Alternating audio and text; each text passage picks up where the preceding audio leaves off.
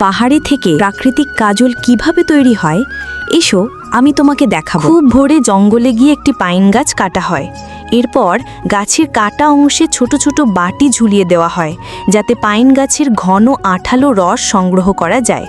কয়েক ঘন্টা পর সমস্ত রস সংগ্রহ করে একটি পাত্রে ভরে বাড়িতে নিয়ে আসা হয়। একটি বড় পাত্রে টুনকা তেল, সংগ্রহ করা পাইনের রস এবং কিছু দেশি ঘি নিয়ে ভালোভাবে মিশানো হয়।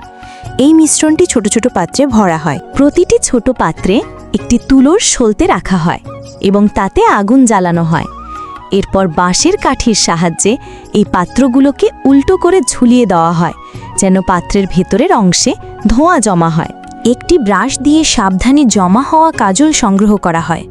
এরপর এটি পরিষ্কার জলের সাথে মিশিয়ে একটি চালুনি দিয়ে ছেঁকে নেওয়া হয় এবং একদিনের জন্য রেখে দেওয়া হয় যাতে ময়লা দূর হয়ে যায়। পরের দিন এই বিশুদ্ধ কাজল একটি দেশি মেশিনে পিষে নেওয়া হয়।